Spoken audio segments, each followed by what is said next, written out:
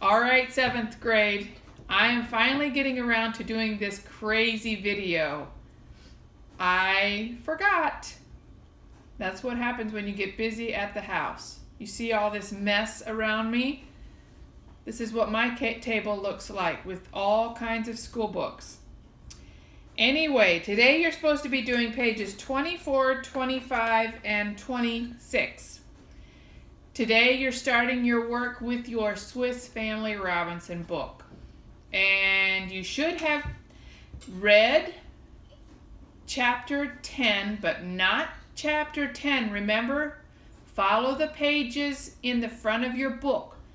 Don't follow the chapters in your book. Don't read through chapter 10.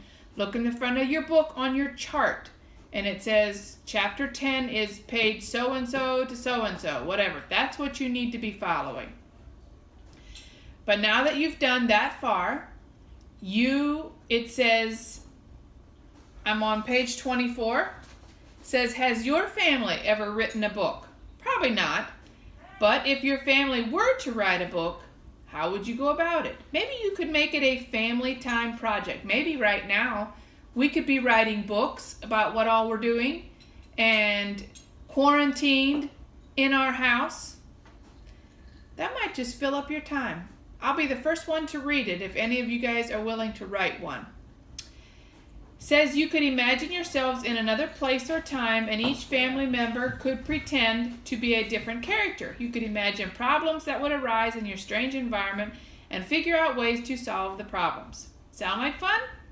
This is just what Johann Rudolf Wies and his family did.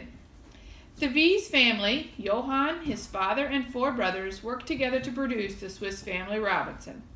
They all enjoyed reading and discussing adventure stories. To entertain themselves, the boys and their father pretended they were shipwrecked on an unknown, uninhabited tropical island. They imagined what such a life would be like and the adventures that might be theirs. Johann David, who's the father, wrote down the tales while one of the sons, Johann Emanuel, drew and painted pictures to illustrate the stories. Later, Johann Rudolf edited and published the stories. Though originally published in Switzerland, it has been translated into many languages, including English. As you read the Swiss Family Robinson, imagine the fun the Wies family must have had compiling this book. All right, so it says, after having read 10 chapters, which of the following would you consider to be true of the author? And you are to underline your answers.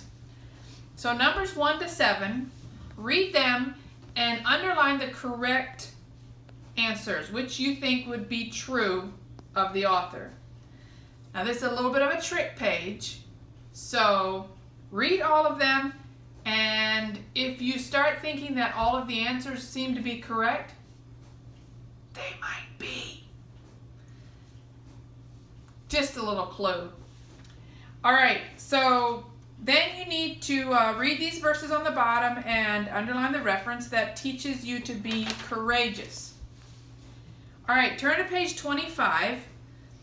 It says, reading is not enjoyable unless we understand what is being said. Some of the words used, and you probably are going to find this out or have found it out already, are unfamiliar to you. They are not words that we use. However, from the context of the story, you can probably gain a general meaning of the word. If the context is not a clue to the word's meaning, look that word up in your dictionary. Now, I discovered something really cool about these next 2 pages. I did not like them because you need to know what these words mean. And it says to use your dictionary. You're doing a matching. Numbers 1 to 12 on this page 25.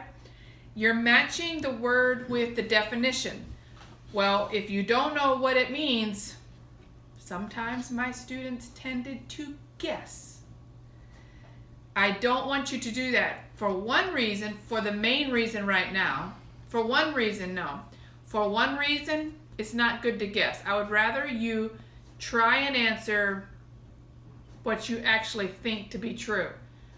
Another reason right now, the way we're doing our scoring and have so many corrections, It's not fun for me or for you guys because I don't like to send lots of corrections back. It's not fun. So what I did do is, if your mom and dad are okay with you guys using their smartphone or the computer, if you look at this word, like the first word is repast, and there is sentences they want you to read where the word is in it, but if you read it and you think, oh, I'm not sure what that word means, Google it. Put in like the meaning or the definition of repast, and you'll get an idea. You should be able to find something that matches on your matching. It was pretty cool.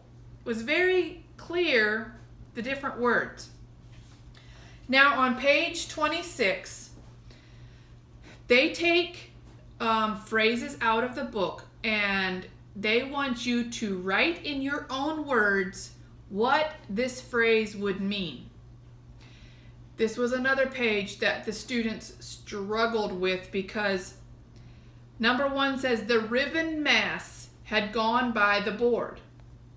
Okay, you have to know what riven means. You have to know what the mast means. And you have to know what the board means. What kind of board? They're talking about a piece of wood? What are they talking about? I'll tell you what I did. I took and I put in the riven mast had gone by the board into my phone. You wouldn't believe it. It came up something about the words in Swiss Family Robinson book or something, and it gave me the definition or kind of what it would mean. You would maybe need to reword it a little bit and put it into a sentence, but it was very close to the right meaning.